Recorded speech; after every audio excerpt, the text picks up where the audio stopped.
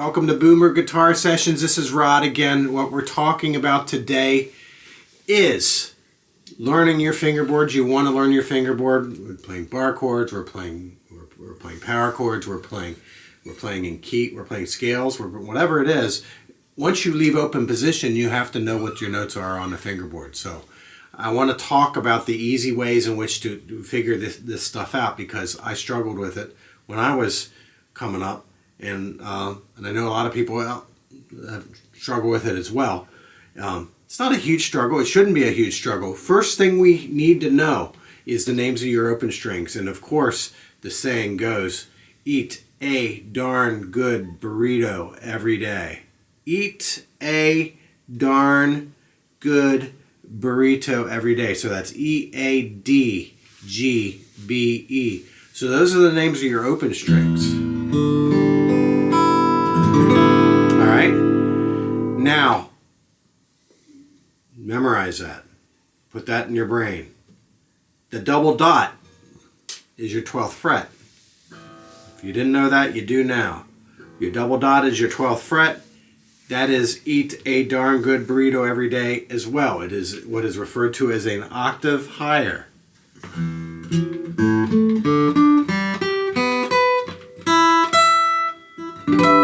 All right? So eat a darn good burrito every day. So we have that as a fret that is absolutely memorized. This is a fret that's absolutely memorized. Now my third dot on my guitar is the 7th fret. Probably yours is too, most likely.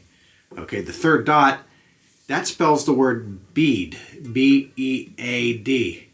So we have 3 spots on the neck that we know exactly what the notes are called, and we know this is E, this is A, this is B, this is E, this is E, this is A. Okay. Another thing you should know about music in general is the musical alphabet is A through G, and then it goes back to A. So it's A, B, C, D, E, F, G, A, B, C, D, E, F, G. Now, in those notes, there's half steps, which is 1 fret relationships. There's half steps between the E and the F, and between the B and the C. What that means is wherever E is, F is always a neighboring note. Wherever B is, C is always a neighboring note. So if I know that's your E, that's your F power chord. This is your B, that's your C power chord. E, F, B, C. Now, every other thing is going to be a whole step relation. So from F to G, G to A to B, those are all whole steps. Now, E, you want to know your E's and you want to know your D's. Wherever E is, because like in rock and in pop, a lot of rock, a lot of metal, a lot of punk, whatever. A lot of rock is an E. So know all your E's. And then know that the D is always a whole step down from E. So that's an E. We know that because it's B, E, and then there you go. So that's E, that's D. All right? This is A, this is B. Now, here's another hack. Your open chords. You have a G chord. That's your G chord. That's your G note. All the lowest notes of your open chords are the name of, that's the G note. G chord, G note. C chord, C note. D chord, D note. All right?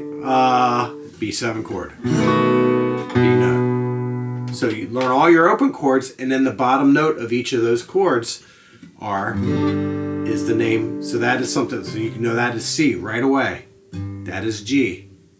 E, F, G. Also, if you know how to tune the guitar by 5th fret method, that's your A.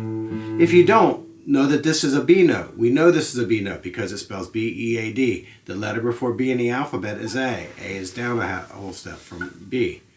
Okay, B, C, B, A. E, D.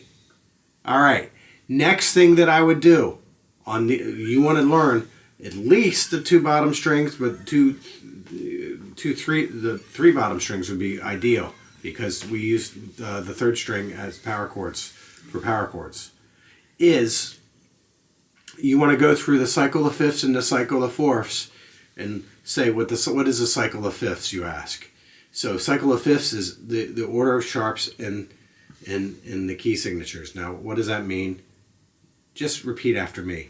F, C, G, D, A, E, B. So F, C, G, D, A, E, B.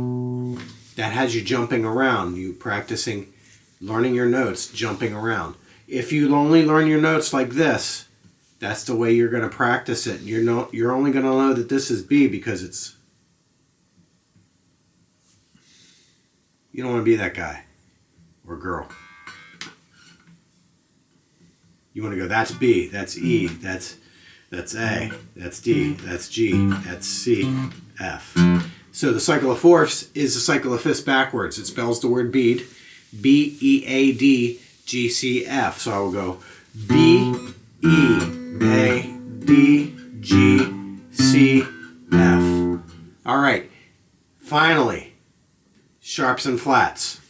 This is F. You raise any natural note by a half step, it becomes that note sharp. Now sometimes that note sharp, like E, we raise that up.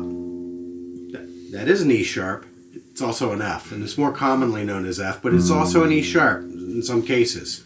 That is F sharp, that is G, that is G sharp, this is A. Now the opposite of sharp is flat. This is A flat. So what I'm saying is G sharp and A flat are the same pitch. G, F, F sharp, G flat. Okay? Now, one more thing. I said that was the one more thing. This is the one more thing. This is your low E string. We learned all the notes on the low E string because we did the cycle of fifths, cycle of fourths. The high E string is the same notes. So you learn 3 strings in the span of 7 minutes. I don't know. Whatever this is, whatever this video is.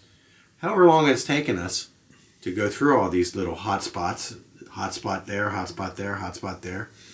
Learn about little music theory. All right. Anyway, if you have questions, post them in the comments. Don't say anything snarky. I'm not going to listen to you. I'm kidding. Hope you get a lot out of this. See you next time. Hi, this is Rod from Boomer Guitar Sessions. I personally wanted to thank you for being part of our community. If you like what we're doing here and you want to see more of it, please hit the like, subscribe, and share. And this helps me spread my musical messages to all over the world. Thank you. I appreciate you. And always remember,